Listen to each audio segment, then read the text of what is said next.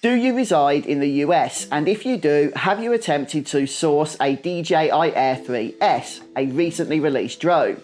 Because if you have, I suspect quite strongly that you have run into issues. Now, you may already be aware that there is currently a bill that is working its way through the legislative houses in the US that is potentially going to ban the sale of Chinese manufactured drones, and this is widely seen as taking aim at DJI themselves. Now, that bill continues to have a bit of back and forth and has been worrying fans of DJI's products for some time now, and it also comes at a time where the DJI Air 3S has just been released and yet has ran into custom issues at the US border. So what's the actual problem? Well, the US requires its own customs and border security to seize and perform additional checks on any products that are being imported into the country that it suspects may have been manufactured in Xinjiang. And this is the law that the customs has used in order to explain why it has seized a huge shipment from DJI,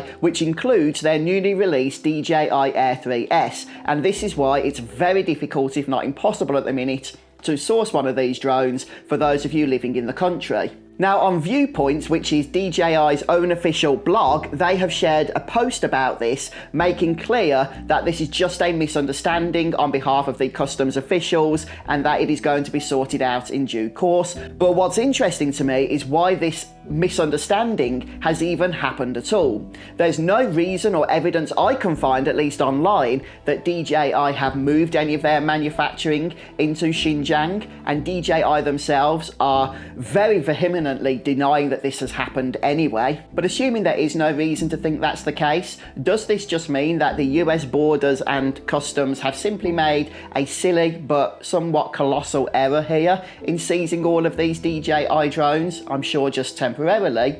Or are they perhaps trying to give a little bit of a message to DJI, stamping down some authority, making sure that DJI know that the US is not best pleased at the moment in actually trading with these Chinese drone companies? But as far as we know, DJI do still have their manufacturing plants operating from Shenzhen and from Malaysia, which are perfectly fine as far as the US customs are concerned. So again, why this seizure's taken place is a bit of a bizarre mystery right now. But it is a little bit of an odd-timed situation when you consider the legislation that is working its way through the US houses, and I'm interested in really what future DJI has in the US itself. But just to clarify that DJI themselves are claiming that this issue with customs is completely unrelated to that legislation that's working its way through.